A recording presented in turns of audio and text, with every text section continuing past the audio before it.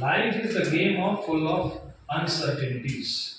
पण त्या धोक्याच्या वळणावर चालत असताना अचानक जी वरची दरड आहे ती कधी कोसळेल याचा आपल्याला अंदाज घेता येत नाही.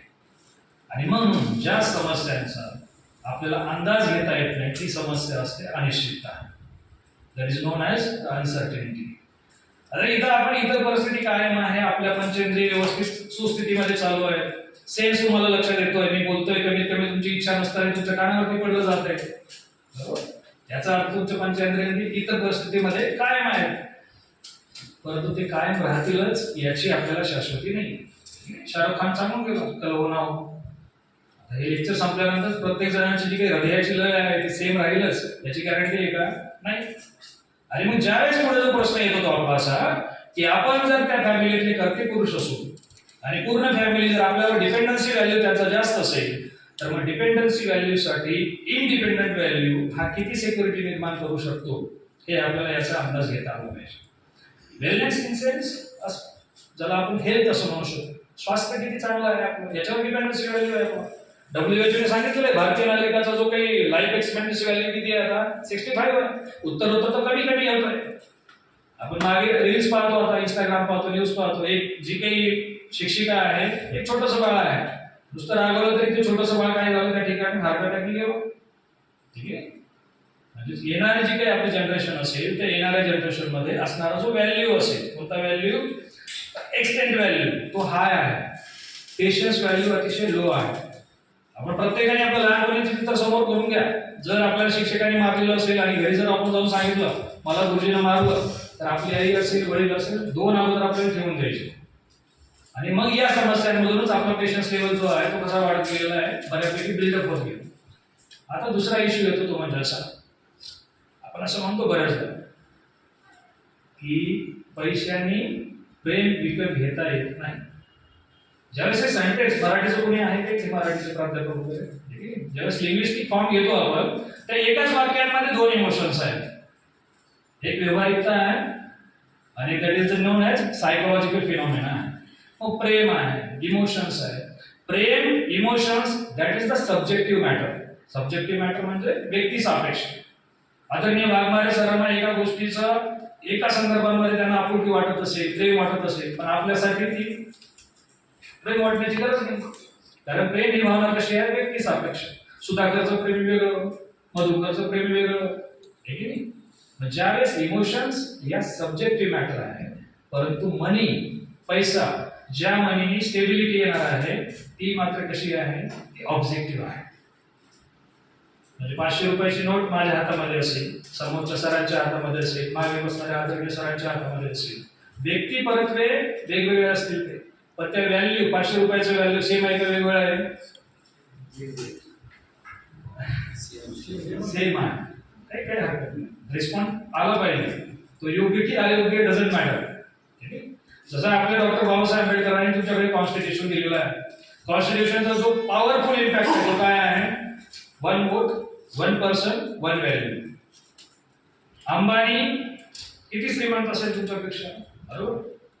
अंबानी श्रीमंत आहे म्हणून त्याला 10,000 वोट करण्याचा राईट आहे का?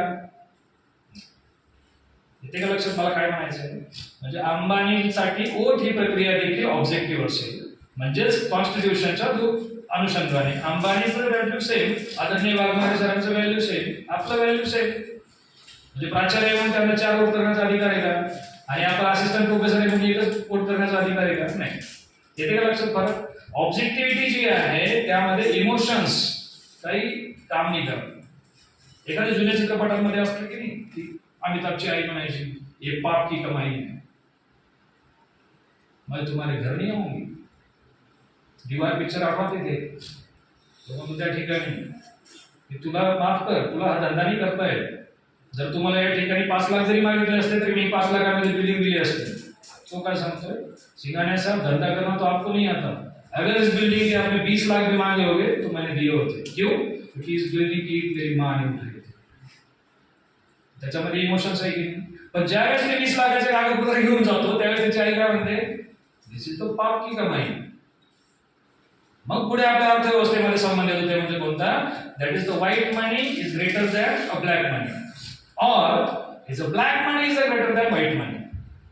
ब्लॅक मनीचा संदर्भ कशाशी येतो आपला? ज्या पैशाचा कुठेही हिशोब लिहून ठेवता येत नाही, that is known as black money. समजा इथे वर्गाच्या बाहेर जर त्या ठिकाणी 1000 रुपये पडले, पडणार नाही समजा, आणि प्राध्यापकाच्या हातातून तर अजिबातच नाही पडणार. 1000 रुपये पडले, त्याचा कुणाचा पैसा आहे हे आपल्याला माहिती आहे का? नाही. म्हणजे तो काय आहे? दॅट इज द इलिगल मनी. पण तेच 1000 रुपये उचलले तुम्ही, लातूरच्या मॉलमध्ये गेला, पिक्चरचं तिकीट काढलं, ज्यावेळेस ब्लॅक मनी परचेस केल्यानंतर ते कागदावर येतं, त्यावेळेस तो black money convert into the white money. आणि आमच्याकडे ग्रॅशन नावाचा अर्थतज्ञ आहे. आता हे तुम्हाला थोडंसं उपकृतिक वाटेल. आपली अर्थव्यवस्था जी जिवंत आहे ती प्रामाणिकपणाच्या पांढऱ्या पैशावरती नाही आहे. अर्थव्यवस्थेचं खरं वंगण, अर्थव्यवस्थेच्या गाडीचं खरं वंगण, दॅट इज द ब्लॅक मनी. आणि मग असंघटित कामगार जेवढे असतील त्यांच्याकडे सिक्युरिटीचा मार्ग नाही, विमा नाही. त्यांचं काय लाईफ आहे? मग आजची पगार आली, आजचं उत्पन्न आलं की त्यांचा एक्सपेन्शन व्हॅल्यू, बरोबर, खर्चाचा व्हॅल्यू कसं असेल? जास्त असेल. पण आयडियल इकॉनॉमीमध्ये कोणत्याही उपभोक्त्याने, कोणत्याही व्यक्तीने किंवा जर आपल्या प्राध्यापकाने जर आपल्याला प्रत्येक अनसर्टिनिटीचा सामना करायचा असेल तर आपल्याकडे काही वेपन, काही शस्त्र असणं गरजेचं आहे. आणि सर्वात मोठं शस्त्र आहे पैसा. जिसके पास है पैसा वो पूछेंगे भाई तू है पैसा. आणि हे सर्वांनाच लागू आहे. इव्हन म्हणजे आपल्या फॅमिली मेंबरना देखील एका ठराविक फेज नंतर फॅमिली आपल्याकडे बघणार आहे की माझे पप्पा माझ्यासाठी काय देऊ शकतात. कारण तुमचा मुलगा याच सोसायटीमध्ये राहतो आणि सोसायटीमध्ये डिमांडेबल व्हॅल्यू जी आहे ती आपल्या उत्पन्नावरती नाही आहे. आमच्या इकॉनॉमिक्स मध्ये जेम्स ड्युसनबेरी नावाचे अर्थतज्ञ आहेत, त्यांनी रिलेटिव्ह इन्कम थेअरी मांडलेली आहे. आणि दुर्दैवाने आज प्रत्येकाच्या समाजामध्ये ज्या वस्तूंची डिमांड केली जाते तिचा आधार नीड नाहीये, तिचा आधार काय? गरज नाहीये, तिचा आधार काय? इच्छा. Firstly we consider the difference about will आणि नीड. इच्छा आणि गरज याच्यातला फरक आपल्याला लक्षात आला पाहिजे. पृथ्वीचं नाव जॉग्राफीचं कोणी आहेत का इथे शिक्षक? Yes, very nice. संत ज्ञानेश्वरांनी पृथ्वीला एक नाव दिलेलं आहे. पृथ्वी तलावर प्रत्येक जीव जो जगत असतो तो जीव म्हणजे जीव जगतो नाही, इन सेन्स आपण ह्युमन ॲनिमल आहोत की नाही, मानवी प्राणी आहोत. मग पृथ्वी तलावर जगणाऱ्या प्रत्येक मानवी प्राण्यांच्या ज्या गरजा पूर्तता केल्या जातात त्या ठिकाणाला, त्या प्लेसला म्हटलं जातं अवनी. पृथ्वीचं दुसरं समानार्थी नाव काय आहे सर? अवनी. अवनीला जर आपण क्लासिफाईड केलं by forget, O is stand for अन्न, व इज स्टँड फॉर वस्त्र, आणि तिसरा घटक येतो तुमचा निवारा. म्हणजे तुमच्या जगण्याच्या बेसिक गरजा आहेत अन्न, वस्त्र, निवारा. दुसरा जो प्रश्न या ठिकाणी उपस्थित होतो, आपला स्टार्टिंग पॉइंट म्हणजे जन्माचा आणि आपला एंड पॉइंट मरणाचा. दोन्ही पॉइंटची जी सुरुवात आहे ती रडण्यापासून आहे. जर आपण व्हिज्युअलाइज करून बघा तुम्ही, लक्षात सुरुवात जी होते आपली, आपण कुणी आहे का असं रावणाला सोडून जन्माला आल्यानंतर रडत आला की नाही? हसत होतो आपण. इन सेन्स इनिशियल स्टेज जी आहे ती कष्टातून आपला जन्म आहे, प्रसूत वेदनेतून आपला जन्म आहे, म्हणजे दुःखातून आपला जन्म आहे. ज्यावेळेस आपण जातो जगाला सोडून त्यावेळेस सो कॉल्ड आपले जे काही स्नेहार्दिक संबंधात जोडले गेलेले असतात, बरोबर, जे देवाने संबंध प्रस्थापित केले, बायको, लेकरं वगैरे वगैरे, आणि जे काही स्वकर्तृत्वाने निर्माण केले असतील, जर नेचर चांगलं असेल तर जीवलग मित्र वगैरे वगैरे सुद्धा ते पण रडतील. येते का लक्षात? मग खरी अर्थ किंवा खरा मजा कशात आहे? जन्मण्यात आहे का मरण्यात आहे? खरी मजा जन्मण्यात पण नाही, मरण्यात पण नाही. हे दोन जे बिंदू आहेत, यातला जो प्रवास आहे त्याला म्हटलं जातं जगणं. दुर्दैवाने आपण फक्त जिवंत असतो. जर माझं हे बोलणं व्हिज्युअलाइज करून पहा तुम्ही, आपण काय राहतो? फक्त कधी कधी जिवंत राहतो. आणि त्या जिवंतपणाला आपण एक बोनस नाव देतो आपल्यासाठी, ती म्हणजे लॉट ऑफ रिस्पॉन्सिबिलिटीच्या ओझ्याखाली मी जगतो आहे. म्हणजे काय? जबाबदारी. जबाबदारी काय? मुलाचं एज्युकेशन आहे. पण मुलगा तुमच्या समाजात राहतो आणि मुलाचे काही मित्र असतील. मग त्या मुलाच्या मित्राकडे जर बायसिकल असेल आणि आपल्या मित्राकडे जर, आपल्या मुलाकडे जर सायकल नसेल, आणि मग आदर्श पिता कोण? या मुलाची जी काही चौकट असेल ती कशाच्या अनुषंगाने ठरेल? की XYZ चे चिंटूचे पप्पा चिंटूला 10वी पास झाल्यावर गाडी खरेदी करून देतात. माझे पप्पा गाडी खरेदी करून देत नाही. ओरिजिनल पप्पा चिंटूचे पप्पा, माझे पप्पा हिटलर. सोसायटीमध्ये ज्यावेळेस आपण आजूबाजूला पाहतो, आजूबाजूच्या ज्या काही घटना आहेत, सर्कमस्टान्सेस आहेत, that is the picture of our life. आणि मग त्यांची कुचंबना होते की माझे पप्पा मला समजूनच घेत नाहीत. बायकोचा प्रश्न, बायको माझे हे समजूनच घेत नाही. आणि आपण आपल्या मित्राच्या सर्कलमध्ये आल्यानंतर एवढं लहानपणापासून कष्ट केले, आई वडिलांचं सहन केलं मी, मुलांसाठी जगतोय, बायकोसाठी पैसे कमा करतोय, पण बायकोच्या नजरेत ती इज्जत नाही आणि लेकरूही मला बाप म्हणायला तयार नाही. आणि मग ही जी समस्या आहे सोसायटीमध्ये दाखवता येत नाही. आणि सोसायटीमध्ये आपलं जे पिक्चरायझेशन आहे पर्टिक्युलर, दॅट इज द अकॅडमिशियनची. म्हणजे काय, यांना काय काम आहे, 2 लेक्चर घ्यायचं, घरी जायचं. समाजाच्या दृष्टीने अतिशय हीन पातळीला आपली इमेज आहे. आणि आपली जी समस्या आहे ती आपली समस्या अधोरेखित करणं, समजून घेणे, नवे त्याला इम्प्लिमेंटेशन करणे, यासाठी आपल्याच मर्यादा आहे. आणि मग या सर्व समस्याचं मूळ कशामध्ये आहे की आपण बऱ्याचदा गरजेकडे न जाता इच्छेकडे जातो. आणि मग आमच्याकडे एक परिणाम आहे, जसं आमच्याकडे पिगो इफेक्ट आहे, तर त्याला दर्शनी प्रभाव असं म्हणतात. दर्शनी प्रभाव म्हणजे काय, मी सोसायटीमध्ये चांगला आहे हे जर दाखवायचं असेल तर समाजाची एक चौकट असते. What is the definition of settlement? एखादा व्यक्ती सेटलमेंट झाला, एखादी महिला सेटलमेंट झाली म्हणजे काय, तिचं लग्न झालं, तिला चांगला नवरा मिळाला, नवऱ्याला नोकरी आहे, नवऱ्याला स्वतःची जमीन आहे, घर आहे, फिरायला गाडी आहे, दॅट इज द पॅरामीटर. परंतु आपल्या घरच्याचं बॅकग्राऊंड काय आहे हे जर न ओळखता फक्त एका सरांनी गाडी घेतली म्हणून आपल्याला त्याच्या बरोबरीने दाखवायचं असेल आणि आपण जर ती गाडीची परचेस करत असू तर निश्चितपणाने आपले फायनान्स काय झालेलं आहे, कोलमडलेलं आहे. आपलं व्यवस्थापन आणि त्याला लागते आपली काय बेसिकली आर्थिक शिस्त लागते. इकॉनॉमीचं बेसिक सूत्र आहे, Y is equal to C plus S. उत्पन्न जे आहे त्याचं 2 भागांमध्ये डिवायडेशन करतो. C is equal to consumption, ज्याला उपभोग म्हणतो आपण, आणि एस म्हणजे बचत. दुर्दैवाने आपलं काय होतं, आपण उत्पन्नातला बराचसा भाग जो आहे तो उपभोगावर खर्च करतो आणि मग जे शिल्लक राहिलं त्याला आपण कशामध्ये कन्वर्ट करतो, बचतीत. वास्तविक आपण केलं काय पाहिजे, उत्पन्नाचा भाग आल्यानंतर अगोदर बचतीचा हिस्सा बाजूला काढला पाहिजे आणि मग जे उरलेलं आहे त्याला आपण एक मर्यादा देतो, त्याला एक गोंडस नाव देतो, ते म्हणजे काय, एवढंच माझं बजेट आहे. बजेट म्हणजे काय, बंधन आहे का ते? दुर्दैवाने आपण बंधन समजतो की नाही. हे बजेट आहे, या बजेटमध्येच मला काय करायचं आहे, खर्च करायचा आहे. आणि कधी कधी मग जर बहीण आता रक्षाबंधन आहे, म्हणजेच आपल्याला आपलं जे बजेट ठरवायचं असेल ते इयरली ठरवता येईल का, नाही ना. मंथली ठरवता येईल का कधी कधी, तर आपल्याला त्याचं काय करावं लागेल, क्लासिफाईड करावं लागेल. माझ्या जर मेडिसिन असतील, आईच्या मेडिसिन असतील, मेडिसिन मंथली घेण्यामध्ये आपलं श्रेयस्कर आहे. आता भारत हा जो आहे, आपला जो देश आहे तो कशाचा आहे, तो उत्सवाचा देश आहे. एकच सण राहील का आपल्या वर्षभरामध्ये, आज आहे की तुमचा ईद मिलाद, एकच सण राहील का आपला, तसं नाही, आपले भरपूर सण आहेत. तर गणपती येतील पुढे, गणपती झाले की नवरात्री. प्रत्येक सणांमध्ये जर समाजामध्ये राहणार असो आपण आणि आपल्या बायकोला जर त्या समाजामध्ये मिरवायचं असेल तर तिच्या काही नीड असतील की नाही, तिच्या इच्छा असतील का, त्या नाही, that is the basic need. आणि मग ज्यावेळेस आपल्याला आर्थिक शिस्त लावून घ्यायची असेल तर शिस्त लावत असताना सुरुवात आपल्यापासून सुरुवात केली पाहिजे. आणि आपल्या शिस्तीचा जो काही ओझं असेल ते आपल्या बायकोवर आणि मुलांवर लादण्याची आवश्यकता नाही. आता खरं अर्थाने म्हणजे महिला पण आहेत आणि आपण सर्व काही म्हणजे असंवैधानिक शब्द नाही वापरते मी, पण ज्यावेळेस टेन्शन हा जो एक शब्द याला खूप ग्लॅमर दिलेला आहे आपल्याकडे. मी आज भरपूर टेन्शन मध्ये, मला टेन्शन आलेलं आहे, IPSC टास्क दिलेला आहे, नॅप येणार आहे, CRR रिपोर्टचा भरायचा आहे, प्राचार्याने काहीतरी जबाबदारी दिलेली आहे, बरोबर. मग काय येतात, NSS ला कोणी आहे का,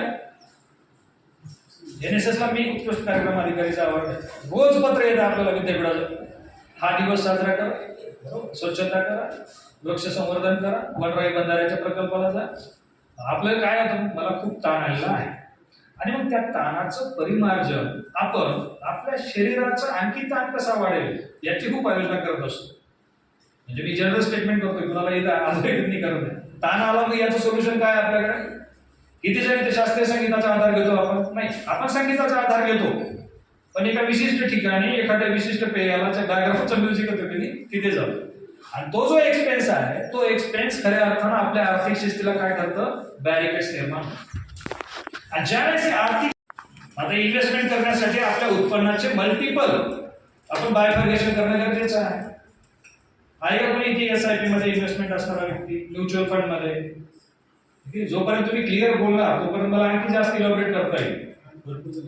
यस, बरोबर आहे की नाही? आता ज्यावेळेस आपण ती इन्व्हेस्टमेंट करतो त्यावेळेस एक संकल्पना आहे, that is the multiple basket. आपण एका ठिकाणी इन्व्हेस्टमेंट करतो का? तर तुमच्याकडे दोन ऑप्शन दिले आपण आहे ना बेसिकली डायलॉगच्या माध्यमातून जाऊ. ठीक आहे. सर्वात मोठी गाडी जी आता जास्त मार्केटमध्ये चालू आहे ती कोणती आहे? That is the Creta. ठीक आहे. क्रेटाची काय प्राइस आहे? बेस्ट मॉडेल सोडून द्या, हाय मॉडेल कितीला आहे आपलं? 27 लाखापर्यंत जाईल. बरोबर. तुम्हाला जर दोन ऑप्शन दिले की 27 लाखाची क्रेटा खरेदी करा तुम्ही, कारण काय वाढेल त्याच्याने? स्टेटस वाढेल. बरोबर. किंवा जर 800 रुपये स्क्वेअर फीटनी एक प्लॉट घ्या, त्याची व्हॅल्युएशन आहे 10 लाख रुपये. आपण कशाला प्रिफरन्स दिला पाहिजे? प्लॉटला का बरं दिली पाहिजे? आता त्याचा अर्थ असा आहे की आपण जर आपल्याला डिसिजन मेकिंग जमलं आहे, गाडी घेतल्यानंतर स्टेटस वाढेल, पण त्या स्टेटसचा जो उपभोग आपल्याला भेटेल त्याचा आयुर्मान असेल अल्पायुष्य. कारण ती गाडी एका ठराविक अर्थाने डिप्रेशन व्हॅल्यू मध्ये जाईल. डिप्रेशन घसा राहील त्याचा. 4-5 वर्षानंतर 30, 25, 27 लाखाची गाडी तुम्ही 27 लाखाला विकू शकता का? नाही विकू शकणार. का? कारण त्याचं डिप्रेशन व्हॅल्यू काय झालेलं आहे? पण उलट आजची 10 लाखाची जमीन असेल त्याचं व्हॅल्युएशन ऍड होईल का कमी होईल? जास्त. आपला प्रिफरन्स कुठे असला पाहिजे? म्हणजे शिस्त लावण्यासाठी आपल्याला काही सॅक्रिफाईस व्हॅल्यू वाढवावं लागेल. सॅक्रिफाईस म्हणजे काय? सोसायटीमध्ये राहत असताना बऱ्याचदा आपण इच्छेच्या आहारी जातो आणि मग आपल्यालाच आपल्या आजूबाजूलाच आपल्याला असे काही असतात प्राध्यापक, यांची गाडी आहे, यांची गाडी आहे. मग त्यांचा जो ऑरा असतो की नाही ते कोणी नाही सांगत. म्हणजे तू बोलून दाखवलं का ते? फॉर एक्झाम्पल काही आता आमच्याकडे प्राध्यापक मंडळी आहेत, आयफोन ज्यांच्याकडे आहे बरोबर, ते सांगतात का वरून माझ्याकडे आयफोन आहे? नाही, ते आपल्याला काय करतील? 5-5 मिनिटाला दाखवतील नाही, शो करतील. म्हणजे काही वस्तूचा जो प्रादुर्भाव आहे त्या अनुषंगाने तुमची इमेज काय होते? आपोआप वाढत जाते. पण कुठपर्यंत? त्याचा जो ड्युरेशन असेल तो कसा असेल? तो कमी असेल. आणि त्याच इन्व्हेस्टमेंट मध्ये तुम्ही जर जमीन खरेदी केलेली असेल तर जमिनीचा व्हॅल्यू काय होत जाईल? वाढत जाईल. दुसरा एक भाग आहे, दॅट इज द गोल्ड. महिला मंडळ, दॅट इज सोनं. सोन्याचं व्हॅल्युएशन हे आंतरराष्ट्रीय मार्केटवर अवलंबून आहे. आणि ज्यावेळेस 1991 ला मनमोहन सिंग आणि आपले नरसिंह राव यांनी जे आपल्या अर्थव्यवस्थेला राव मनमोहन मॉडेल दिलं, LPG मॉडेल म्हणतो आपण त्याला, आहे की नाही? जागतिकीकरण, उदारीकरण, खाजगीकरण. आपल्या अर्थव्यवस्थेला खऱ्या अर्थाने दृष्टी केव्हा भेटली? 1991 नंतर. आमची आजी सांगायची, पुत्र जन्माला आलं की लगेच दृष्टी येत नाही त्याला, एका ठराविक टप्प्यानंतर त्याला दृष्टी येते. आपण स्वतंत्र केव्हा झालो? 47 ला. प्लॅनिंग कमिशन केव्हा आलं? 51 ला. प्लॅनिंग करायला लागलो कधी आपण? 51 ला. बरोबर. आणि बाहेरच्या देशांसोबत व्यापार केव्हा करायला लागलो? 1951. 40 वर्ष लागली तर आपल्याला दृष्टी यायला. त्या काळात तुम्ही सर्व सिनेमे पहा, हिरोच्या जे काही जॅकेट्स असायचे की नाही, त्या जॅकेट्सवर, टी शर्टवर बाहेरच्या कंपनीचे नाव यायचे. कुछ कुछ होता है पहा तुम्ही, पोलो नाव आहे. पोलो कंपनी बाहेरची आहे. म्हणजेच बाहेरच्या कंपनीचं FDA, FEMA या अंतर्गत इन्व्हेस्टमेंट वाढली आणि मग आपला लिव्हिंग ऑफ स्टँडर्ड आपण IKS आहे ना आपल्याकडे, IKS सर्व पद्धती सोडून आपण कोणाच्या मागे लागलो? दॅट इज द पाश्चात्य. का? अर्थव्यवस्थेत मधला प्रदर्शन प्रभाव. मग या ज्या आमच्या महिला मंडळ आहेत यांनी घरची न्याहारी देण्याऐवजी काय केलं? त्यांनी स्मार्ट मम्मी वो है जो 2 मिनिट में मॅगी बनावे. नाश्ता कशामध्ये कन्वर्ट झाला? मॅगी मध्ये. का? काय नाव दिलं त्याला? स्मार्ट मम्मी, हुशार मम्मी. मग आमच्या या ज्या बाया आहेत त्या हुशार बनण्यासाठी काय सुरुवात केली त्यांनी? 2 मिनिटांमध्ये मॅगी देण्यास सुरुवात केली. मग बिझनेस मधून कसा वाढायला सुरुवात केली? इन्व्हेस्टमेंटच्या अनुषंगाने मॅगी वाढली, ओबेसिटी वाढली, मग कुठे जावं लागलं आपलं? हॉस्पिटल. मेडिसिन, फार्मास्युटिकल इंडस्ट्री जी आहे ती काय झाली? मग वाढली. जेवढेही MNC कंपनीमध्ये किंवा मोठे जे गुंतवणूकदार असतील, बरोबर, तो जो मेला की नाही 500 रुपयाची किस्ती मारून गेलेला होता झुंझुनवाला, सर्वात मोठा इन्व्हेस्टर आहे तो आपल्या भारत देशातला, वॉरन बफेट आहे तो शेअर मार्केट मधला, मेला तो. सर्वात जास्त शेअर कोणते घेतले होते त्यांनी? फार्मास्युटिकल इंडस्ट्रीमध्ये. का? कारण पॉप्युलेशन जास्त म्हणजे बिमार कोण पडेल? जास्त लोक बिमार पडतील. आणि बिमार पडण्याची सोय कोणी केलेली आहे? तुमच्या जवळ असणाऱ्या प्रोडक्टने. बाहेर कशामुळे जातो आपण? प्रदर्शन प्रभावामुळे. आणि विसरतो काय? जे आपले मूलतत्व आहे, संस्कृती सापेक्ष ज्या वस्तू आहेत त्याचा उपभोग करणं सोडून देतो. आणि जे काही दर्शनी प्रभाव आहे, पिक्चरला जाता तुम्ही, शांत बसता का तुमचे लेकरं? नाही. का नाही शांत बसत? कारण शेजारी बसणारा जो मुलगा आहे तो पॉपकॉर्न खात असताना मच आवाज येतो त्याचा. तुमचं पोरग काय त्या ठिकाणी, पप्पा मला हे पाहिजे. तुमच्या मुलाची गरज नाहीये, तुमच्या मुलाची इच्छा आहे. काय? मला त्याच्या पोराच्या तुलनेत ऑकवर्ड व्हायचं नाहीये. तरी आपण ट्रेनिंग प्रवास करून पाहतो, येतो की चिवडा वगैरे मला येतो. आपण घरून इतर परिस्थिती काय म्हणजे पोट भरून जेवण केलं आपण, पण शेजारी जे समोर बसलेले असतात की नाही ते मला घेतात चिवडा. त्या चिवड्याचा दरवळणारा सुगंध, त्या लिंबू पिळेला वास, कांदा, कोथिंबीर आणि ते नंतर खाणारे मचमच. तुमचं पोट भरलंय, शांत बसता का तुम्ही? त्यांचा जे ऑकवर्डनेस आहे ते आपल्याला फील होऊ नये म्हणून आपण ती गोष्ट परचेस करतो. इकॉनॉमिक्स सांगतात तसं करू नये. त्याला म्हटलं जातं शिस्त. आणि त्याच्यासाठी या गोष्टी आपल्याला काय कराव्या लागतील? थोड्याशा सॅक्रिफाईस कराव्या. लोक काय म्हणतायत हा अप्रोच आपल्याला थोडासा बाजूला ठेवावा लागेल. कारण लोकांच्या पॅरामीटरवर जर आपली इज्जत ठरत असेल तर आपल्या हातात आपल्या इज्जतीचं कुठं काय आहे? आणि गरिबांचा मला हाच राग येतो. गरिबांकडे एकच डायलॉग शिकवलेला आहे आपल्याला 70, 80, 90च्या काळामध्ये, पैसे तो आम्ही नाही कमाय लेकिन इज्जत बहुत कमाई. त्या इज्जतीला 2 रुपयाचं व्हॅल्यू नाही. म्हणजे जातीपातीचे बंधनही श्रीमंतांना लागू होत नाहीत. का? कारण पैशाचं धारिष्ट्य. पैसा म्हणजे पैसा नाहीये फक्त, पैसा धैर्य आहे, ताकद आहे. तुमचं मत स्पष्ट करण्यासाठी जो लागणारा जो भाग आहे की नाही त्याच्यासाठी देखील तुमच्या पाठीमागे पैसा असणं गरजेचं आहे. म्हणूनच या ठिकाणी जर कोणी येऊन पैसेवाला व्यक्ती सांगत असेल तर त्या ठिकाणी त्याची बातमी बनते. आणि जर रस्त्याच्या वेळेला राहणारा मुलगा मध्यान्ह भोजनासाठी जर त्याला मिळत नसेल, तो मेला तरी त्याची तुम्ही दखल घेतली. म्हणजे जिवंत असण्याची दखल घेण्याची शक्ती देखील ज्या गोष्टीमध्ये आहे ती आहे पैसा. म्हणजे पैसा कफल्लक आहे असं जे सनातनवादी अर्थतज्ञांनी सांगितलेलं आहे ते चुकीचं आहे. त्याच्यामुळे पोस्ट मॉडर्न एरामध्ये जे इकॉनॉमिस्ट आहे त्यांनी पैशाला खूप व्हॅल्यू दिलेलं आहे. सरांनी आपल्याला प्रस्तावनेमध्ये खूप चांगलं सांगितलं. पैशाने सुख विकत घेता येतं का? कदाचित नसेल, पण आपल्याला दुःख येणार नाही याचं प्रिकॉशन घेण्यासाठी जे काही संसाधन असतील ते खरेदी करायचे असतील तर त्यासाठी मात्र आपल्याला काय लागेल? पैसा लागेल. आणि मग हा पैसा जास्तीत जास्त वाढेल याची काळजी आपल्याला घ्यायची आहे का पैसा जास्तीत जास्त खर्च होईल याची काळजी घ्यायची आहे? कोणत्या गोष्टीची काळजी घ्यायची हे एकदा जर आपल्याला समजलं तर भविष्यामध्ये कोणत्याही येणाऱ्या अनिश्चिततेची काळजी आपल्याला करावी लागणार नाही. तुम्ही कितीही इन्शुरन्स काढून ठेवा, पण ज्यावेळेस आपला बाप त्या हॉस्पिटलमध्ये आयसीयू रूम मध्ये आता शेवटचा श्वास घेणार आहे आणि त्यावेळेस फक्त पैसा अभावी जर तो जाणार असेल तर त्या मुलालाच त्याचं दुःख समजू शकेल की नाही? या सर्व अनिश्चितताना आपल्याला काय करावं लागेल? बचतीच्या माध्यमातून पुढे जावं लागेल. आणि बचतीचा हा जो म्हणजे द पॅथ, रस्ता, मार्ग, बचतीचा हा पहिला पॉइंट असेल. दुसऱ्या पॉइंटवर ज्यावेळेस जातो त्या बचतीचं रूपांतरण मोठं होतं आणि त्याला नाव दिलं जातं दॅट इज द इन्व्हेस्टमेंट. दुसरा पॅरामीटर काय येतो आपला? गुंतवणूक. मग गुंतवणूक फक्त पैशामध्ये करायची का तुम्हाला? गुंतवणूक तुम्ही चांगल्या माणसांमध्येही केली पाहिजे. जिथे तुमचे माणसं तुमच्या अकॅडमिक करिअरला पुढे वाव देतील. आता मी 2016ला लखनौला गेलेलो.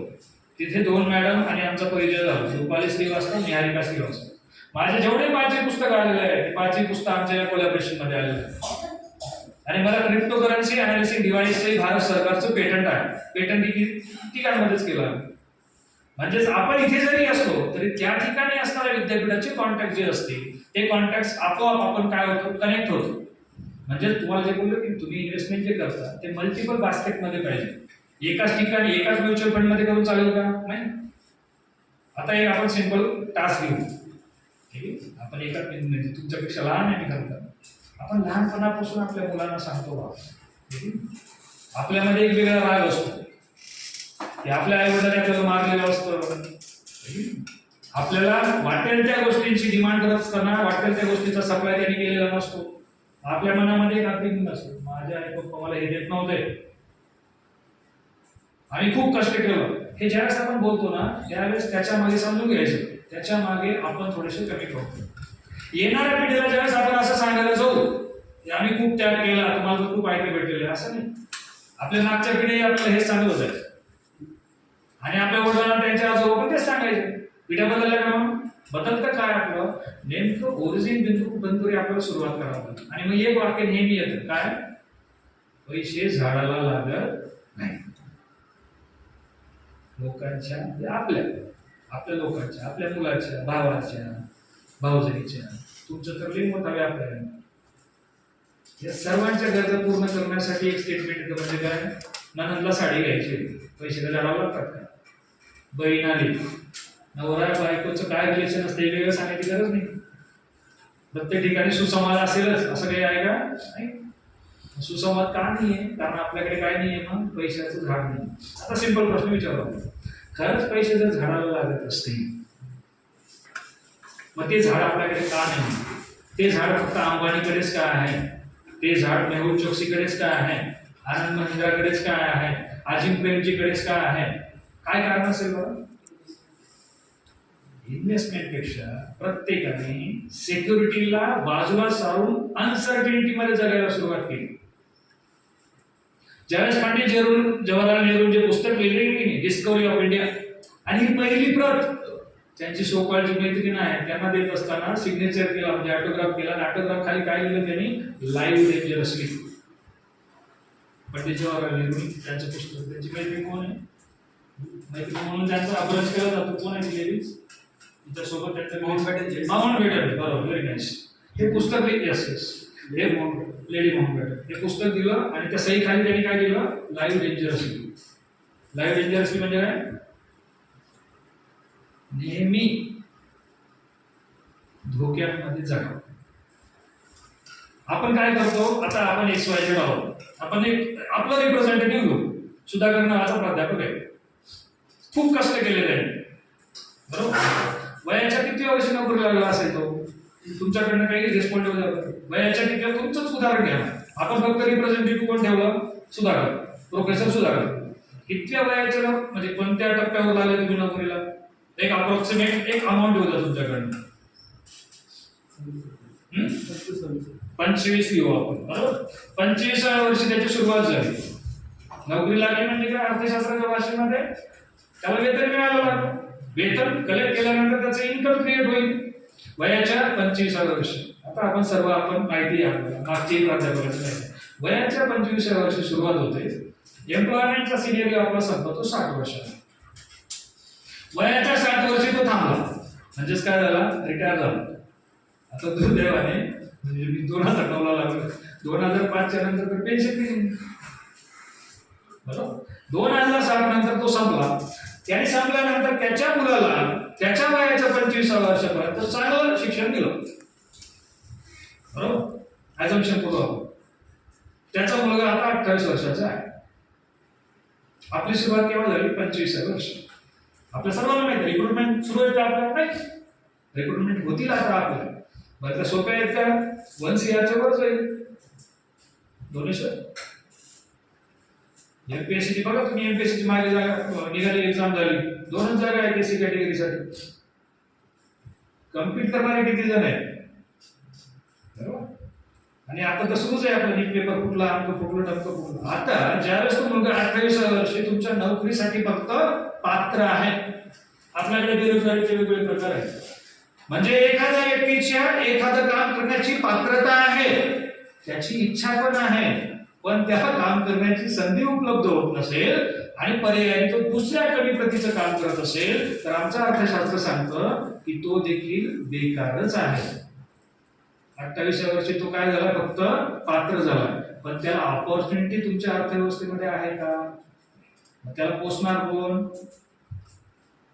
तुम्ही सोडून द्या ज्या सिमरन ज्या असं नाही करता येत ना आपल्याला. कारण आपण सोसायटीत राहतो ना, त्या सोसायटीमध्ये दुसरे एक दमन राहतो, माझा मुलगा माझ्या वंशाचा दिवा आहे.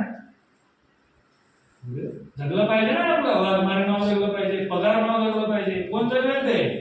पोरग जगवेल. पोरग केव्हा जगवेल? जर तुम्ही पोराच्या दर्जा जगवल्या तर. नाहीतर मग टेकडीवर जाऊन मरून जाईल ते, बापाला बी घेऊन मायला बी घेऊन. तुम्ही केलं काय? तुमची जी असुरक्षितता आहे त्या असुरक्षिततेची लेगसी तुम्ही मुलाला दिली, ते परत पॉझिटिव्ह राहतं का? नाही. मग तो त्याला ताण येतो, मग ते ताण आला की वेगवेगळे पिक्चर येतात, मग त्या ताणाचे परिमार्जन करण्यासाठी त्यावेळेस वेगळं निघेल. आपल्याकडे तर समजा फक्त 10 आहे देवदासची, त्याच्या वेळेस वेगळं झालं तर येते का मुद्दा माझ्या लक्षात? मग ज्यावेळेस यांचं परिमाण, धीरूभाई अंबानीचे वडील देखील शिक्षक होते. दिनेश पांड्या नावाचं लेखक आहे, त्यांचं पुस्तक आहे धीरूभाई अंबानी. काय होतं त्याचे वडील? शिक्षक. शिकला का तो? नाही शिकला. बाहेरच्या देशामध्ये गेला. त्याचे 2 पोरं अनिल आणि मुकेश यांनी काय केलं? रिलायन्स एनर्जी, रिलायन्स इंडस्ट्री या वेगवेगळ्या खांद्या क्रिएट केल्या. आणि त्यांच्या खांद्या क्रिएट केल्यानंतर त्यांचे जे लेकर आहेत, ईशा अंबानी, आकाश अंबानी, अनंत अंबानी. ईशा अंबानी येले विद्यापीठामध्ये इकॉनॉमिक्सचे एज्युकेशन घेतलं त्यांनी. वयाच्या 25व्या वर्षी जिओ कंपनी स्थापन झाली 2016. याला म्हणतात पैशाचं झाड असतं. पैशाच्या झाडाचा दुसरा एक फायदा राहतो. झाड इमॅजिन करून पहा तुम्ही अंदाज. एखाद्या फांदीला जर आंबे लागले नाहीत, ती फांदी तोडून नाही टाकत आपण. एखाद्या फांदीला एकही आंबा नाही, मान्य आहे, पण दुसरी एखादी अशी फांदी असेल तिथे 10 आंबे लागलेले असतील. म्हणजे एका फांदीची तूट दुसरी फांदी काय करू शकते? भरून काढू शकते. म्हणजेच मग एकाच व्यवसायात थांबले का ते जर थांबत नसतील तर आपण फक्त आपल्या एकाच उत्पन्नावरती काय अवलंबून असायला पाहिजे? आपण उत्पन्नाचे रिसोर्सेस वाढवले पाहिजे. मग उत्पन्नाचे रिसोर्सेस वाढवण्यासाठी आपला पैसा कामाला लावला पाहिजे. हम पिक्चर मध्ये म्हणतो की काय अमिताभ बच्चन, हर सोसायटी में 2 तरह के मच्छर होते हैं. तसं जगामध्ये देखील 2 प्रकारचे माणसं असतात. एक माणसं तुमच्या आमच्यासाठी जे पैशासाठी काम करतात, दुसरे ते जॅक मा अलिबाबाचा संस्थापक आहे तो, पेटीएम. दुसरे माणसं कोण? ज्यांच्यासाठी पैसा स्वतः काम करतो. अश्विन ग्रोवर भारत पे निर्माण केलेला माणूस आहे. हे जॅक मा तुमचा पेटीएमचा, अलिबाबा कंपनी आहे त्याची. व्यवहार कोण करताय? तुम्ही आम्ही. एका व्हेजिटेबल वेंडरकडे जा तुम्ही, कशा आंबे दिले? 100 रुपये. आपली बुद्धी पुढे लावतो आपण, एवढे महाग राहता का? 60 रुपये. तो म्हणतो नाही ना, तुमचं नाही माझं नाही, 70 रुपये. ठीक आहे 70. काय करतो आपण? QR कोड 70 रुपये ट्रान्झॅक्शन. पर ट्रान्झॅक्शन तो एसी रूम मध्ये बसला जाकमा तिकडे. तुम्ही जितकं ट्रान्झॅक्शन वाढवाल त्या ट्रान्झॅक्शनचा आपोआप पैसा त्याच्या अकाउंट मधला काही पोर्शनचा जातो. तो काम करतोय का? कामाला लावलं कोणी? काम करतोय आपण. कामाला कोणी लावलं? त्याने. मग आता आपल्याकडे दुसरा एक शब्द दिलेला आहे आपल्या संस्कृतीत. What is the important of your success? आपण नेहमी म्हणतो लहानपणी, that is hard work is the key of real success. Hard work बदललेला इथं जो शब्द दिलाय की तो गरजेचा आहे. That is the smart work. Jack Ma smart work, आपण हार्ड वर्क. म्हणजे आपण कुणासाठी काम करतो हे देखील ओळखून घेणं गरजेचं आहे आपल्या सर्व शिक्षकांना. आणि मग ज्यावेळेस आपला पैसा आपल्या मेहनतीचा आहे, पण मेहनतीचा पैसा जर वाढत नसेल, मग याचा आपण म्हणजे असंवैधानिक शब्द नाही बोलतो, असं समजायला नाही की आपण फक्त गाढव मेहनत करतोय. स्मार्ट वर्क म्हणजे काय? आलेले रिसोर्सेस, पैशाचे माध्यम, पैशाचे मार्ग हेच आहे, मर्यादितच आहे. धीरूभाई अंबानी सोन्याची भाकर खाल्ला नाही. त्याच प्राप्त परिस्थितीतून आपल्या अमर्यादित गरजा पूर्ण करण्यासाठी कुठेतरी इक्वॅलिब्रियम पॉइंट आपल्याला इन्व्हेस्टमेंटचा शोधावा लागेल. आणि ज्यावेळेस मग या सेव्हिंग पासून इन्व्हेस्टमेंट मध्ये जातो त्यावेळेस इन्व्हेस्टमेंटचा पुढचा मुद्दा येतो. त्याच्यामध्ये म्हटलेला आहे मार्जिनल रिस्क. कोणता घटक आहे तो? रिस्क आहे का तो? नाही. कोणता शब्द आहे तो? मार्जिनल. मार्जिनल म्हणजे काय? सीमांत. शाहरुख खान म्हणून गेलो, कभी कभी हार कर जीतने वाले को बाजी करता है. दुर्दैवाने जे आपण ट्रेडिंग कोणी करतं का? इंट्राडे करतं का? इथे ऐका बरं तुम्ही, जिरोधा ॲप आहे आपल्याकडे. इंट्राडे म्हणजे सकाळी शेअर खरेदी करायचा आणि 12:30च्या आतमध्ये तो विकायचा. करतो का आपण? नाही करत. का नाही करत आपण? आपल्याकडे एक वाक्य आहे, काय सांगत सर, इथं मेहनतीचा पैसा टिकत नाही, जुगाराचा पैसा कुठे टिकतो? जुगार नाहीये, सायन्स. आणि सायन्सचा बेस आहे तो कोणताही अभ्यास. म्हणजे लिगसी तुम्हाला जे सांगेल ते तुम्ही सहज स्वीकारू शकता, ठीक आहे. 16 सोमवार करा तुम्हाला चांगला नवरा भेटेल, सांगितलं ते. काय सायंटिफिक रिझन आहे तिथे? काहीच नाही आहे ना. सायंटिफिक रिझन जर पुढे जायचं असेल तर लागेल आपल्याला अभ्यास, आणि मग अभ्यासामध्ये त्या बँकेचं फ्लक्च्युएशन असं का होतं, ठीक आहे. सायकल जर व्यवस्थित सरळ चालवायची असेल, सायकल चालवलेली आहे आपण सर्वांनी, चालवली की नाही? सायकल सरळ चालते आपली, केव्हा चालते? पण 2 पॅडल असते, दोन्ही पॅडल सारख्याच गतीने चालतात का? नाही. दॅट इज एक जर वर गेला असतो ते एकाला खाली लावतो. म्हणजे अर्थव्यवस्था जर पुढे जायची असेल तर अर्थव्यवस्थेचं फ्लक्च्युएशन 2 मार्गातून जाईल, कधी तेजी असेल कधी मंदी असेल. म्हणजे एका सेक्टरमध्ये तेजी आहे याचा अर्थ दुसऱ्या सेक्टरमध्ये मंदी असेल. एक अदनान साहेबांचं गाणं आहे की नाही, किसी का प्रॉफिट किसी का लॉस. म्हणजे त्या ठिकाणी नैतिकता धरून चालेल का? आता कोणताही विक्रेता आहे, मागे आता त्या तुकाराम मुंडेंनी सुरू केलं की नाही, फक्त प्रोडक्टवर एक आता नाही, प्रोडक्टचं आयडिओलॉजिकल ऍड करून काहीही भासून देणे हा देखील गुन्हा आहे. जे मी सांगितलं की स्मार्ट मम्मी 2 मिनिटाची करते ती smart mummy.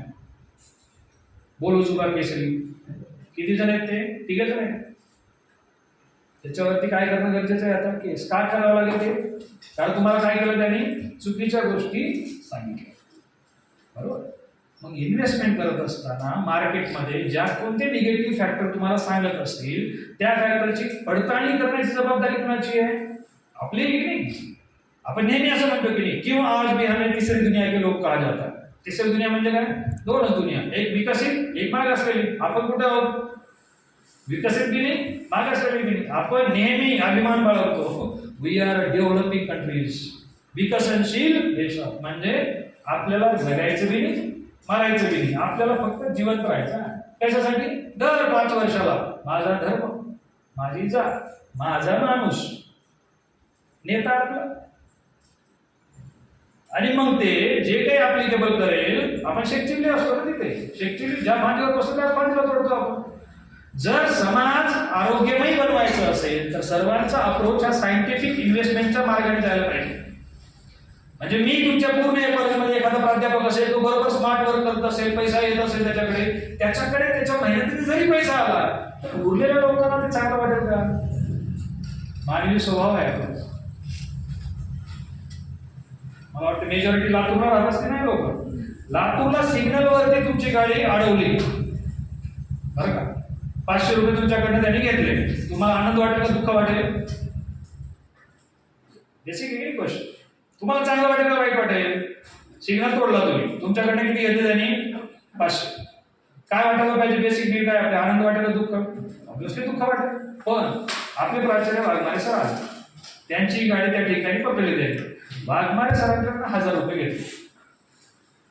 Basic human mechanism असेल. सर असले सरांना पटलो.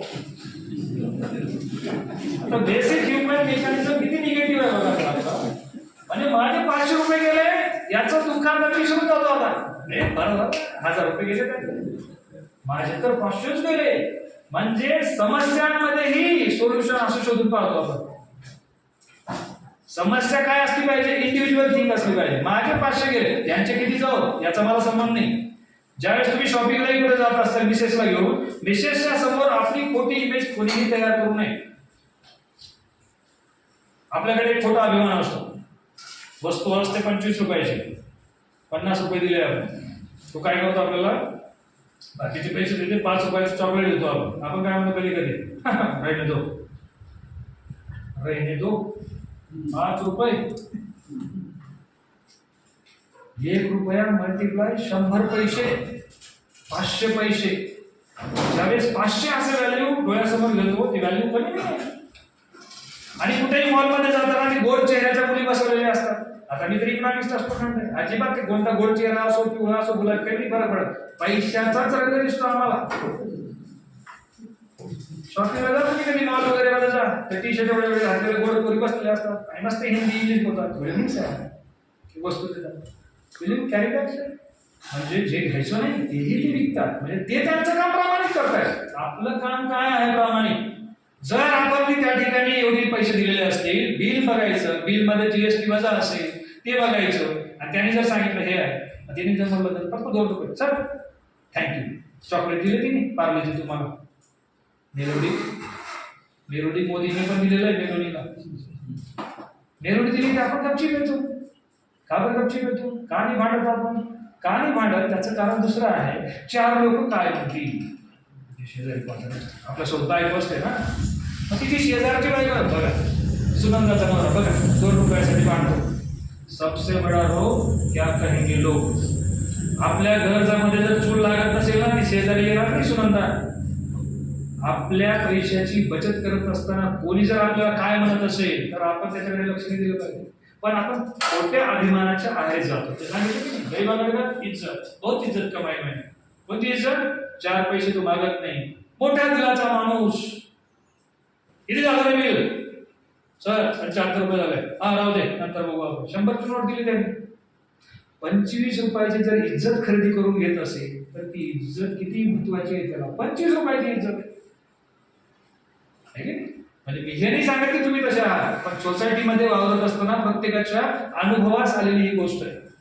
पैसे इझिली सोडतो माणूस. एक पैसा पुढे जाऊन आपल्याला लाखोची मदत करू शकतो. पण ते कंपाऊंडिंग आम्हाला जमलं पाहिजे. कारण पुढचा मतदार मार्जिन म्हणजे मिनिमम रिस्क चॅनलचा कोणता आहे? कंपाऊंडिंग करता आलं पाहिजे. कंपाऊंड म्हणजे काय? मराठीमध्ये सगळं चक्र बोलतो आपण. तुम्ही आज एफडी करा, एफडीचा जो काही रिफंड येईल परत त्याची एफडी करा, काय होईल? 1 लाखावर जर तुम्ही 6% घेतला बरोबर, तर त्याच्यानंतर परत जी अमाऊंट येईल त्याच्यावर परत 6% द्या. वाढेल का कमी होईल ते? म्हणजे काही रक्कम तुम्हाला काय करावं लागेल? बाजूला काढून ठेवावी लागेल, जी तुम्हाला मल्टिपल इन्कम बनवून तुम्हाला मदत करेल. तो काय झाला? तुमच्या इन्कमचा एक भाग झाला. म्हणजे मग आपल्या इन्कमला देखील कुठेतरी असं टाटा सारखं, रिलायन्स सारखं बोवावं लागेल समाजामध्ये. आणि त्याचे ज्या काही फायदा निघतील तर आपण जास्त बसल्यानंतर शांत असताना इकडे सुरळीत सुरू असताना आपलं इन्कम या मार्गाने आलं पाहिजे. 2000 स्क्वेअर फीटचा तुमचं घर आहे, 2 तुम्ही भाड्याचा रूम काढलेला आहे.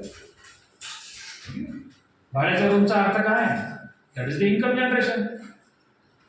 नुसता मोकळा प्लॉट ठेवलेला आहे तुम्ही, त्याचं इन्कम वाढेल का राहील? स्टेबल राहील. मग जे आपल्याकडे रिसोर्सेस, मी हे नाही म्हणत आहे तुम्ही हेच करा. आपली परिस्थिती ओळखा, आपल्याकडले रिसोर्सेस तपासून घ्या. रिसोर्सेस मधून आपल्याला काय वाढता येईल ते बघा.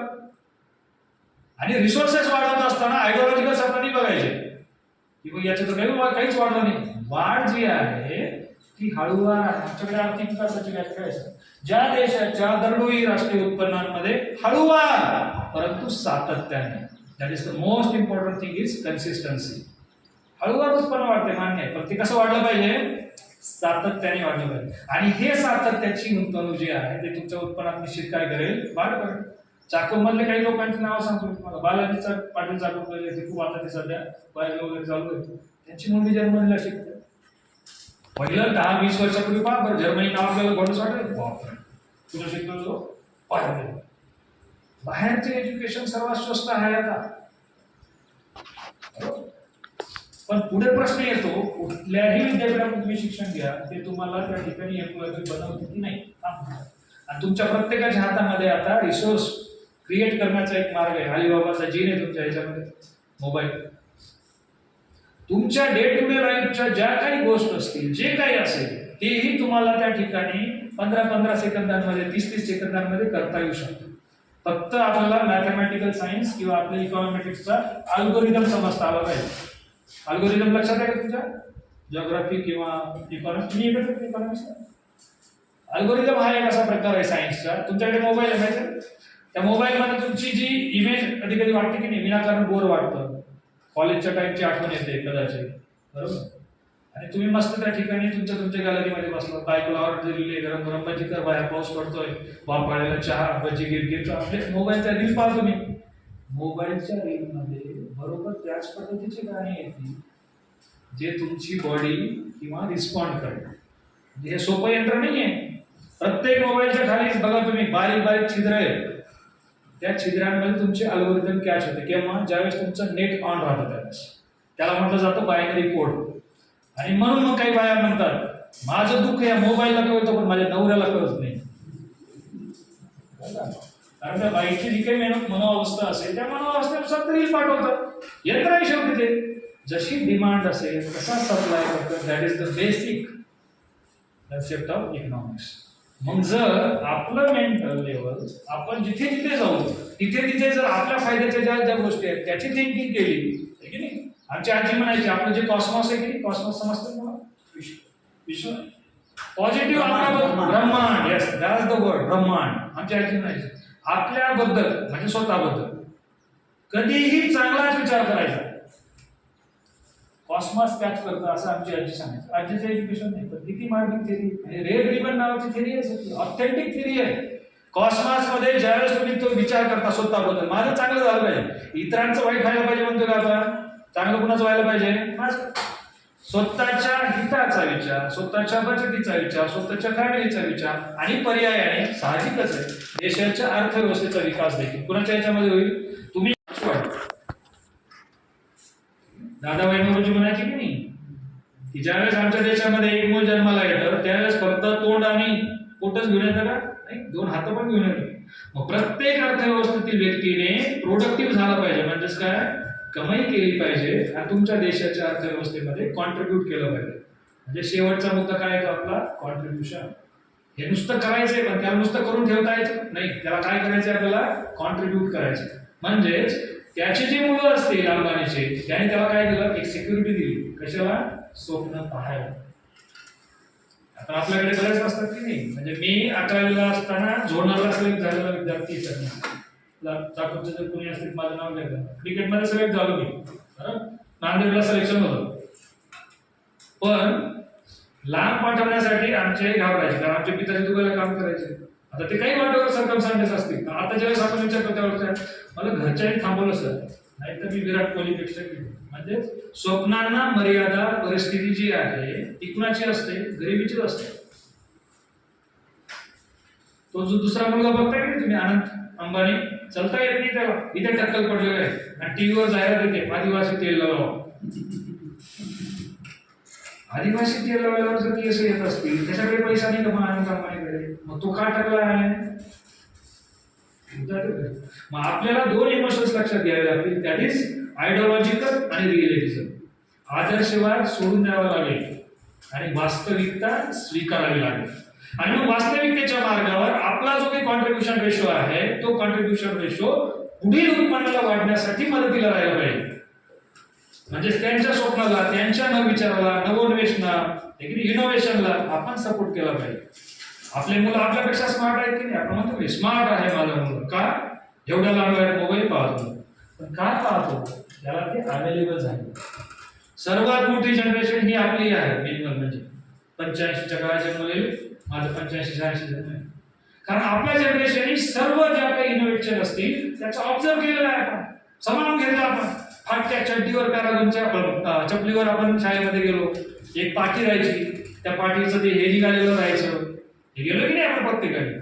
आणि आज आपल्या हातामध्ये आयफोन पण आहे. कितीही मोठे मोठे बदल झाले, ते मोठे बदल आपण स्वीकारले की नाही. सर्वात मॅक्झिमम पॉवरफुल जनरेशन ही आपली आहे, त्याचा मला अभिमान आहे. कारण कोणताही जो शोध लागला आतापर्यंत त्या शोधाला ऑब्झर्व करण्यासाठी कमीत कमी 100-150 वर्ष लागलेले आहे. अँथ्रोपॉलॉजी हा विषय आपल्याकडे, मानववंशशास्त्रज्ञ, चाकाचा शोध लागला, अग्नीचा शोध लागला, हे शिकवलंय आपण लहानपणी. पण लगेच लागलं नाही ते, जसं आज लागतो की नाही. आयफोनचा शोध लागला, आयफोन 15 प्रो, 17 प्रो, दिवसाला शोध आहे आज. त्यावेळेस जो स्पॅम असायचा, कालावधी असायचा, तो जास्त असायचा. म्हणजे माणूस त्या सौदाशी एकरूप होण्यासाठी त्याला वेळ मिळायचा. आपल्याला भेटला वेळ नाही, म्हणून आपल्यामध्ये जनरेशन गॅप आहे. म्हणून ते पोरं टेकडीवर जाऊन मरायला तयार होतं. आपली हिंमत व्हायची का टेकडीवर जाऊन मरायची, बाप काय म्हणायचा मर, कारण गॅरंटी होती मरणार नाही ते. कारण असे पोरांनी म्हणले जातात. आपल्याला अमिताभ बच्चन भेटला होता पिक्चर मध्ये, मर तो दर्द नाही होता. हँगमॅन म्हटलं जायचं अमिताभला, व्यवस्थेशी लढा देणारा आपला नायक होता. आज तसं नाही. वो मुझे नहीं मिली, मर जाऊंगा. येते का मुद्दा लक्षात. म्हणजे ज्या सोसायटीला, ज्या जनरेशनला एकरूप होणारी परिस्थिती जी अवेलेबल असेल त्याचा दोष नाही येतो. जर वर्गातील 7 मुलांकडे आयफोन असतील, याच्याकडे नसेल, चांगलं वाटेल का. आपल्याकडे वर्गात बसलेल्या सर्व मुलांच्या चड्ड्या फाटलेल्या असायच्या. म्हणजेच दारिद्र्य, मी दारिद्र्यात आहे हे सांगण्यासाठी सापेक्ष कोणीतरी आपल्याकडे नव्हता. मुलीच्या संदर्भात तसंच आहे.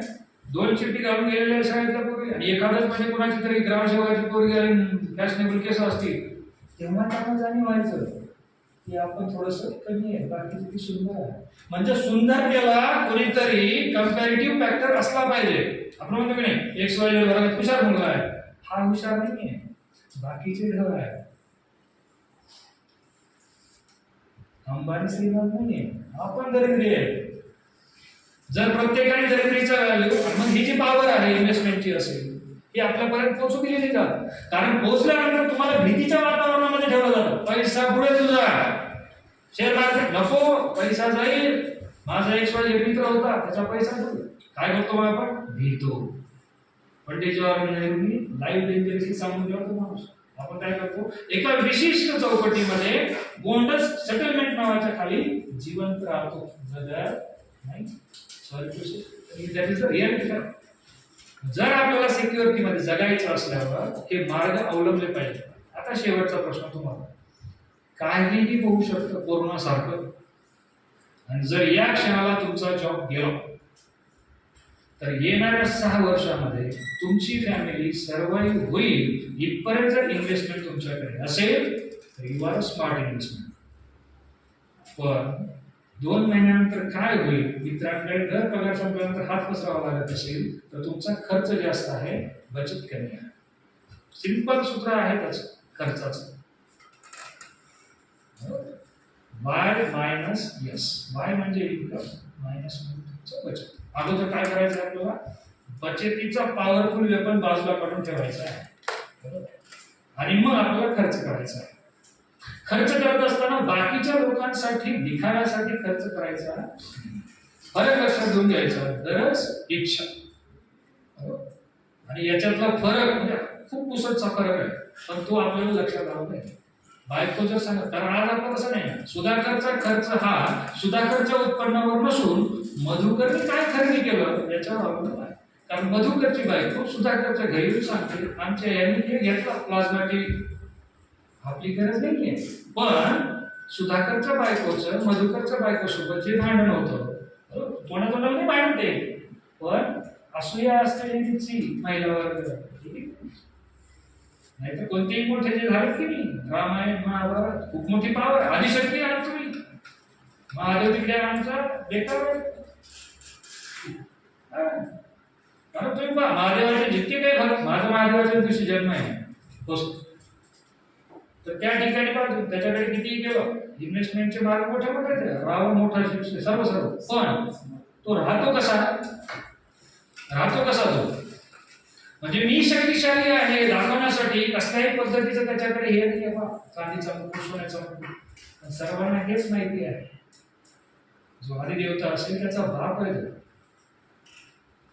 पॉवरफुल व्यक्ती कधीही दाखवत नाही की मी पॉवरफुल आहे. खालचे जे असतात ना त्यांना दाखवावं लागतं की मी शक्ती.